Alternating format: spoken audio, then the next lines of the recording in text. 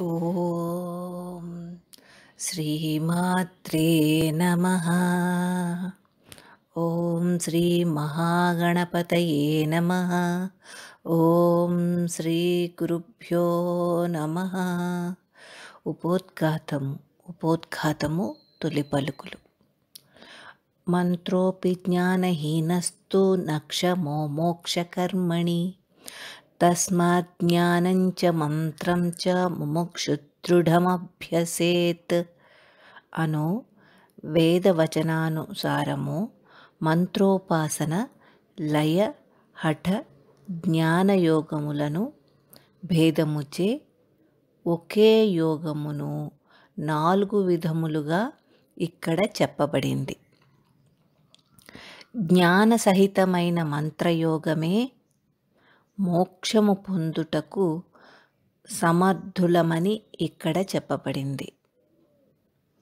కావున మోక్ష ఆసక్తి గలవారు జ్ఞానయోగము, మంత్రయోగములను బాగుగా అభ్యసించవలయును.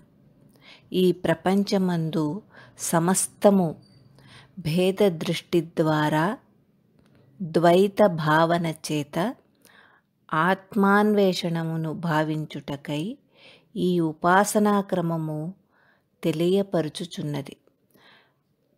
తమస్సు పూర్తిగా గలవాడు ప్రాణాయామాది సాధనములచే హఠయోగమును అవలంబించుదురు. మరియు హఠయోగముచే సాధింపబడు శక్తి చాలనముచే కలుగు లాభము కన్నా మంత్రయోగము వలన భావనాదారుఢ్యము కలిగి సాధనచే మంత్ర ఉపాసన వలన సిద్ధి ప్రాప్తించునని లోకమున ప్రసిద్ధిగా తెలుపుచున్నారు. మనస్సు నిరోధించడం కలిగినంతనే ప్రాణ నిరోధము కలుగును.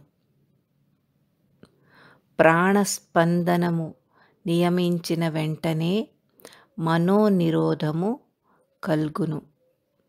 ప్రాణశక్తి ముఖ్యమగుట వలన మనస్సు చలనమునకు కూడా ప్రాణవాయువు స్పందనచే చిత్తము నిరోధించడం జరుగుతుంది. కావున మన ఋషులు శ్రవణ మననముచే నిధిధ్యాసములు కలుగునని చెప్పియున్నారు.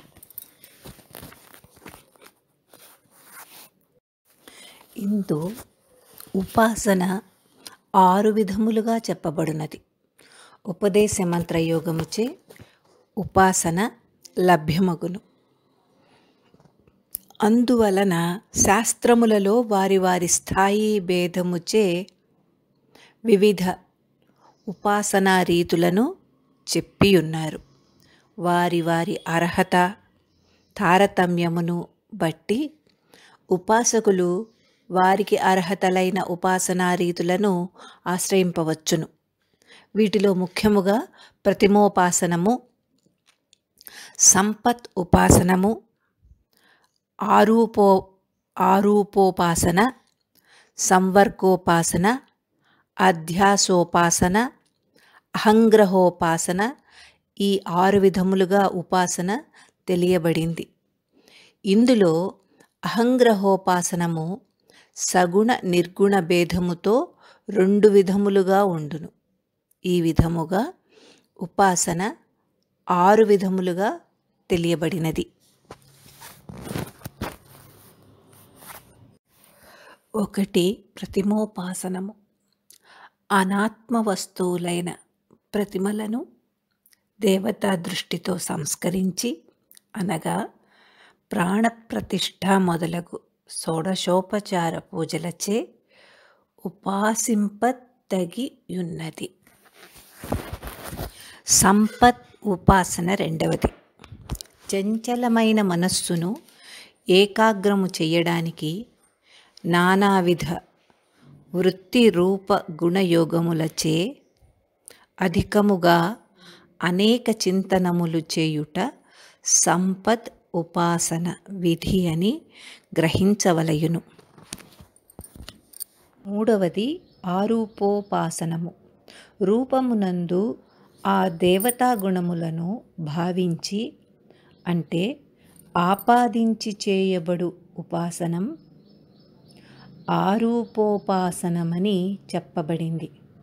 ఉపనిషత్తుల యందు ఆరూపోపాసనము గూర్చి విశేషముగా మహర్షులు చెప్పారు.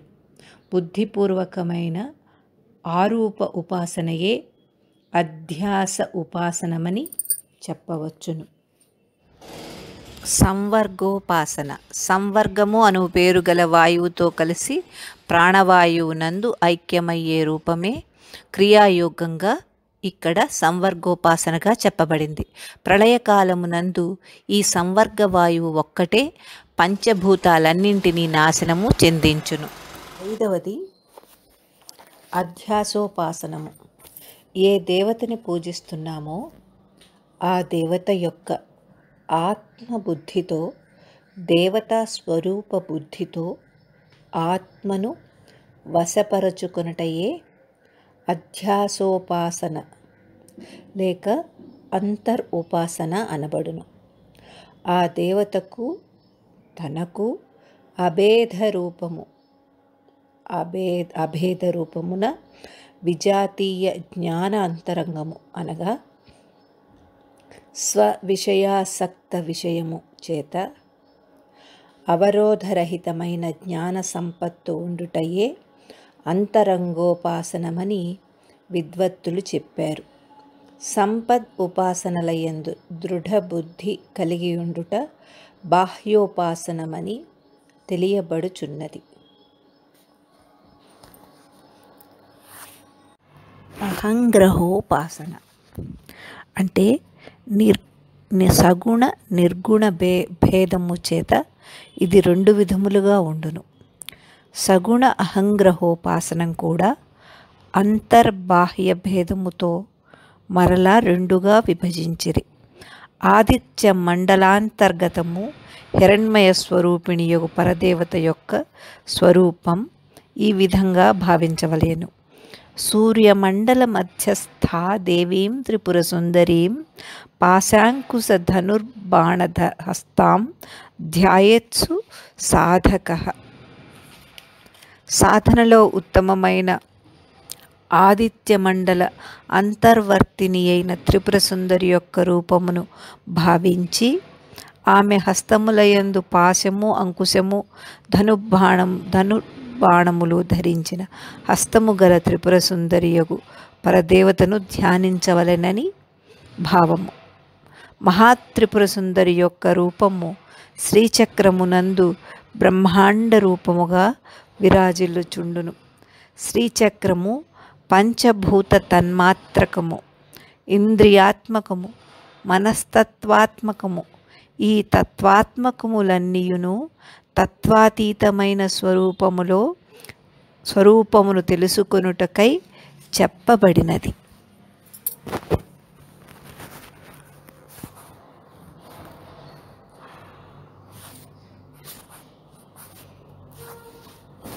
చంద్ర విద్య. శివపురాణమందు చంద్ర విద్యా స్వరూపమును వివరించుచు షడాచార విద్యయే చంద్ర విద్యగా చెప్పబడింది. 6 రకాల ఉపాసనలు చంద్ర విద్యగా చెప్పబడింది. సహస్రార పద్మమునందు చంద్రబింబము విరాజిల్లుచుండును. ఆ చంద్రబింబమే శ్రీచక్రమనియు, బైందవమనియు, సరఘా అనియు ఇక్కడ గ్రహింపవలయును. ఇది తైత్తరీయ శృతి వచనానుసారము శ్రీచక్రము యొక్క వివరణ ఇవ్వబడినది. ఈ విధముగా అనేక రీతులతో విభిన్నమై ఉన్న బ్రహ్మ చింతనను అధ్యాస రూపమైన ప్రతిమా ఉపాసన అనియు, బ్రహ్మోపాసన అనియు ఇక్కడ చెప్పబడినది. నేను పరదేవతా స్వరూపుడను, అన్యుడను కాను అనేటి అనుభవము ఈ ఉపాసన వలన కల్గును. పూర్వజన్మ పుణ్య పరిపాక అతిశయమున ఈ శ్రీవిద్య ఉపాసనయే బ్రహ్మ విద్యగా పరిణితి చెందునని ఉపాసనాపరులైన భారతీ తీర్థుల స్వామివారు పంచదశిలో ధ్యాన దీప ప్రకరణమునందు చక్కగా చెప్పియున్నారు.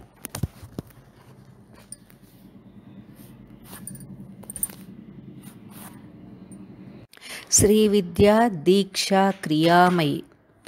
దైవము మంత్రాధీనము, తన్మంత్రము గురువాధీనము. మంత్రపాలిత తత్పరుడైన గురువును సేవించి దీక్షితుడైన వాడే ఆ మంత్ర అధిదైవములను ఆత్మభూతములుగా నొనర్చుకొనగలడు. కావున ఇక్కడ మంత్రదీక్షా విధాన రీతులను పరిశీలించుట ఆవశ్యకము. దీక్షా చతుర్విధా ప్రోక్త క్రియావత్యాది భేదతః క్రియామయీ వర్ణమయీ కళాత్మా వేదమయ్యపి. ఈ దీక్షలు క్రియామయీ, వర్ణమయీ, కళామయీ, వేదమయీ అను భేదములతో 4 విధములుగా ఉండును. హోమకుండము మండపాది పూర్వకముగను కలశాది సమేతముగను ఈ క్రియామయీ దీక్ష ఇయ్యదగును. దీనిలో కళా అంగన్యాసముల చేత శిష్యుని అపరిశుద్ధ శరీరము సంస్కారమునర్చి పరిశుద్ధము శరీరముగా సృజింపవలయునని న్యాస దీక్షా విధానము కూడా దీనితో అంతర్భూతముగా తెలియపరిచిరి. హోమాధికముల చేత ఉపాసన నిర్విరామముగా జరుగుచుండవలయును. శ్రీ గురుమూర్తి తపోధ్యానాదుల చేత శిష్యుల యొక్క దేహమునందు మాయాది తత్వ సంహారం నొనర్చి స్పర్శ వాక్కు దృష్టి వేద దీక్షలతో ఆ శిష్యుని పరదేవతా స్వరూపముగా భావించవలెననుట చేత ఈ దీక్షా చతుష్టయముగా క్రియాదీక్షలను అంగభూతముగా గ్రహింపవలయును.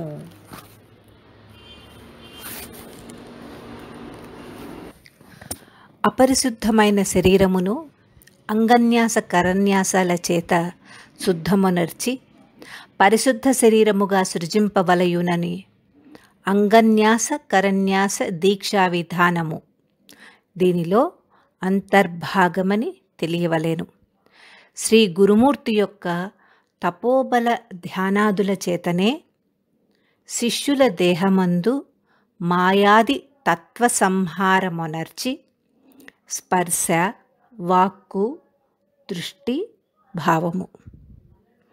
దీనిలో స్పర్శదీక్ష, దృగ్దీక్ష, వేదదీక్ష అను భేదముతో ఈ దీక్షలు 3 విధములు.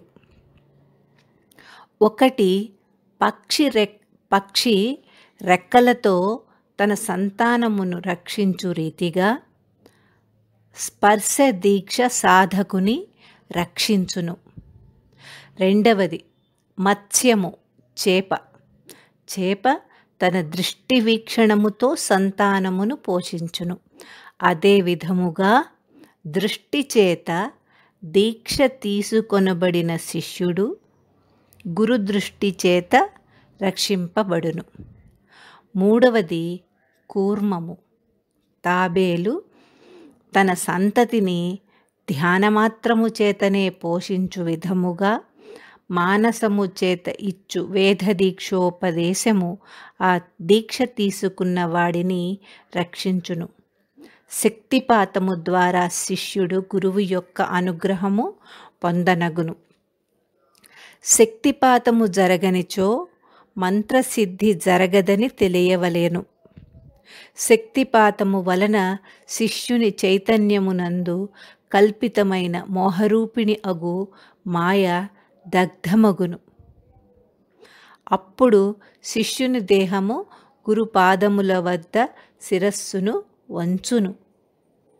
దేహపాతము, కంపము, పరమానందము, హర్షము, స్వేదము, రోమాంచితము అనునవి శక్తిపాతముల లక్షణములని గ్రహించవలయును. ఇలా శక్తిపాతము పొందిన విద్య పొందగలిగిన వానికి నిస్సంశయముగా భవపాశ విమోచనము కలుగును. శక్తిపాతము వలన జ్ఞాన ప్రతిబంధకములైన ఆటంకములు నశించును. తదనంతరము ఆధ్యాత్మిక శాస్త్ర గ్రంథముల వలన వారు లాభములు పొందుదురు.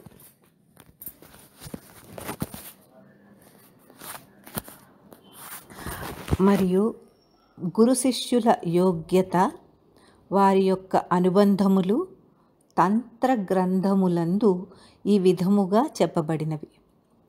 గురు శిష్యులు ఇరువురు పరస్పర ఆకర్షణ వలన పరీక్షించకుండా ఉపదేశము ఇచ్చినచో, లేక ఉపదేశము పొందినను పిశాచత్వమును పొందుదురు. సంప్రదాయ పారంపర్య ప్రవర్తకుడైన గురువును దేవతలు సైతం ప్రశంసింతురు. శ్రీచక్ర మంత్ర సంకేతము తెలిసిన వాడే గురువు అనబడును. ఉపదేశము చేయు ఆచార్యుడు శక్తి సిద్ధి కొరకై శాస్త్రహితముగా శిష్యుని పరీక్షించి సంప్రదాయబద్ధముగా ఉండునట్లు నిరంతరం ప్రయత్నం చేయవలయును.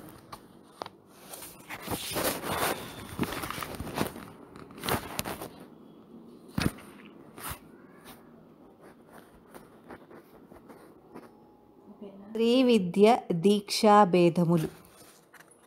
శ్రీ విద్యా దీక్ష అనగా త్ర్యక్షరి నుండి మొదలు పంచాక్షరి, బాలామంత్రం, గణపతి, నవాక్షరి, పంచదశి, షోడశి, దక్షిణామూర్తి, గురుమంత్రం ఇలా 9 మంత్రములుగా పాదుకాంత దీక్షలో చెప్పబడినది. కానీ 11 విధములుగా ఉన్నట్లు స్వతంత్ర తంత్రములో చెప్పబడినది. న్యాస దీక్ష. శ్రీ విద్యా దీక్షలో అంగన్యాస కరన్యాసాలకు విశిష్ట స్థానం ఉన్నది. అందులో అంగన్యాస కరన్యాస దీక్షా విశేషమును గూర్చి ఇక్కడ చెప్పదగును. అనగా ఉపాసనా దేవతా శరీరము సామాన్యము విశేష రూపములుగా 2 విధములుగా చెప్పబడినది.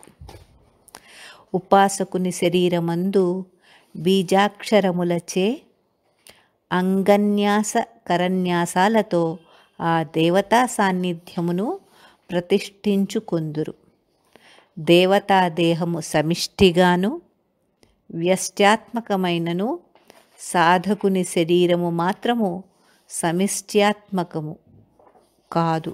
అనగా ఆ మంత్రాధిదైవము యొక్క స్థూల రూపము నుండి స్వరూపావస్థ స్థితి పర్యంతము మనన రూపమని తెలుసుకొనవలయును.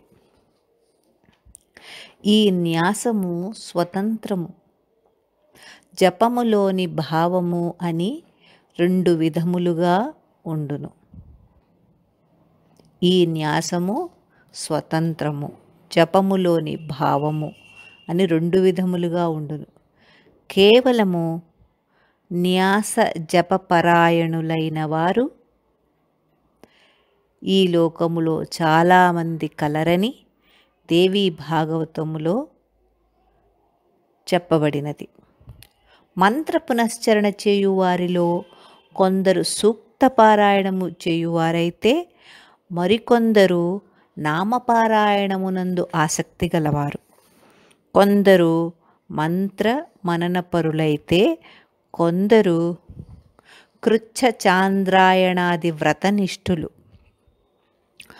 కొందరు సాధకులు అంతర్యాగ నిష్ఠ గలవారు, మరికొందరు న్యాస మంత్రపరులై ఉందురని భావము. కావున జపాంగ సంబంధమైన న్యాసమే కాక స్వతంత్ర న్యాస జపము చేయు సంప్రదాయము కూడా ప్రసిద్ధమై ఉన్నట్లు తెలియబడుచున్నది. ఈ శ్రీ విద్యా దీక్షా విధానమునందు బీజాక్షర జప సంఖ్యను బట్టి వారి వారి అనుష్ఠానం ప్రకారం హోమాధికములు కూడా చేయవలయునని పూర్వము చెప్పబడినది.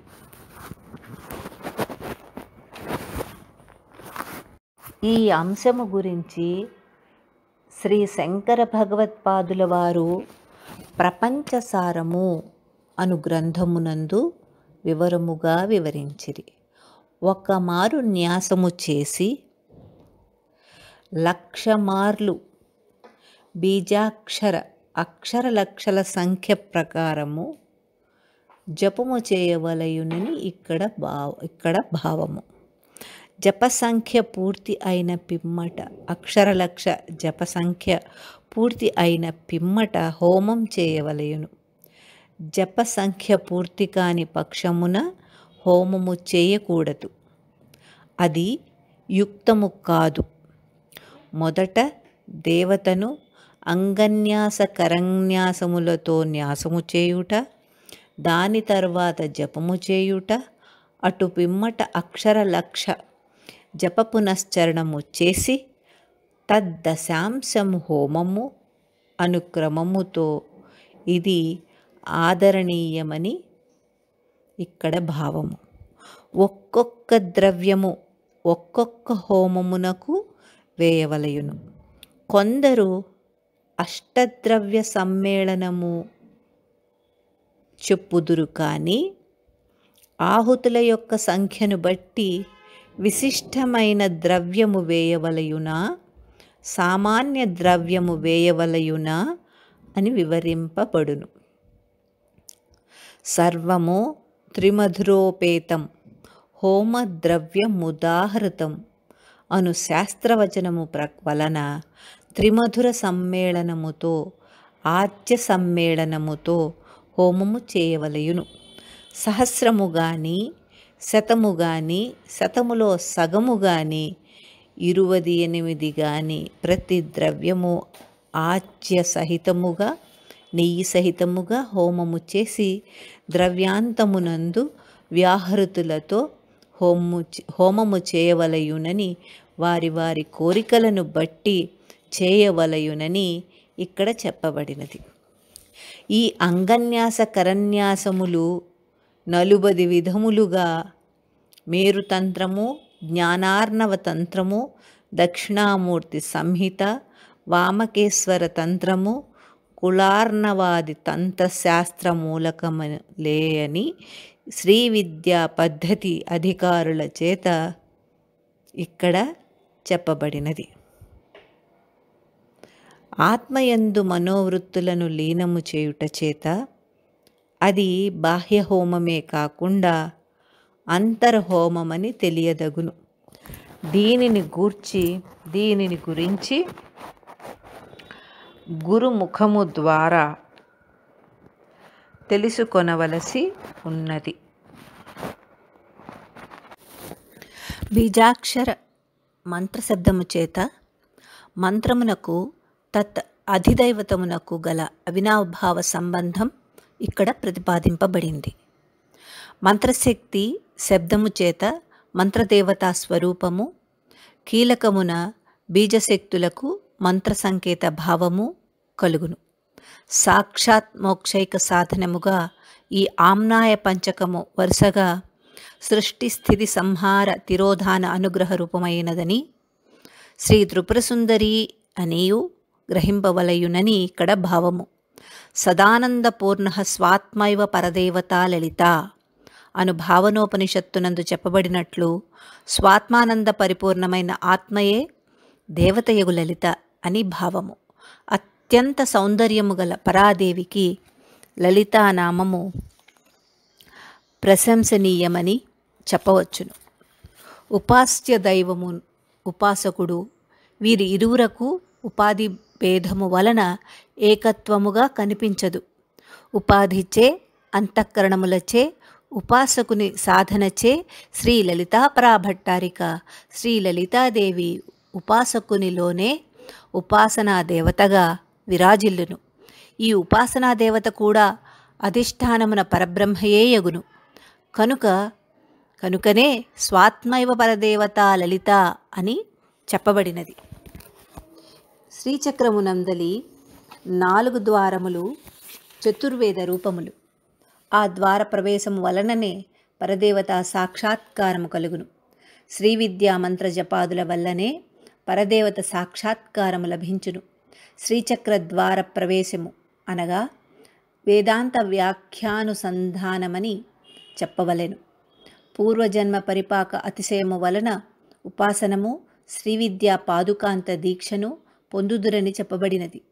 ఉపాసనా ద్వారమున ఊర్ధ్వభూమిక యందు అధిరోహించిన సాధకుడు తిరిగి అధోభూమికల యందు చేరడనుచు శివగీతలో స్ఫుటముగా చెప్పబడినది. ఉత్తమ సాధకుడు, ఉత్తమ ఉపాసకుడు ఎప్పుడూ అధోగతిని పొందడు. ఉపాసన యందు నిశ్చల మనస్కుడై ఊర్ధ్వభూమికల యందు అధిరోహించి సుఖముగా ఉండునని భావము. దేవీ భావన. ఉపాసకుడిగా భక్తుడిగా ఆ పరదేవత యందు ఎటువంటి భావనతో ఉండవలయునో ఇక్కడ వర్ణించుచున్నారు. జగన్మాత, నా శిరము ఏ ఏ ప్రదేశములలో ఎట్టి అవస్థలలోనున్ననో నా శిరము ఉన్న చోటనే నీ పాదపద్మములున్నవి. అనగా నేను నీకు నమస్కరించిన వాడనగుచున్నాను. మరియు నా మనస్సు ఎచ్చట విహరించినను ఆ సమయమున ఆ ప్రదేశమున నీ రూపమే ఉన్నది. అనగా సర్వాంతర్యామి ఆమె లేని చోటు లేదు. భక్తుడు తన శిరస్సును ఎటు తిప్పినను ఎచ్చట నుంచినను అచ్చట అమ్మపాద పద్మములున్నవి. అనగా దేవికి నమస్కరించినట్లే కదా. తన మనస్సు దేనిని తలచినను అక్కడ అమ్మరూపమే కనిపించును. ఇట్టి భావము ఉన్నవారికి ఎట్టి ఆపదలు కలగవు. ఒకవేళ కలిగినచో నేమి చేయవలయును? దేవి పాద పద్మములను స్మరించవలెను. ఆమె స్మరణ మహిమ నిత్యము ఆ భక్తులను రక్షించును. ఇట్లు భగవత్ సేవలో శ్రీమతి కురుగంటి శ్యామలాదేవి, ఒంగోలు, శ్రీ వికారి నామ సంవత్సరం మాఘ బహుళ అష్టమి 16/2/2020.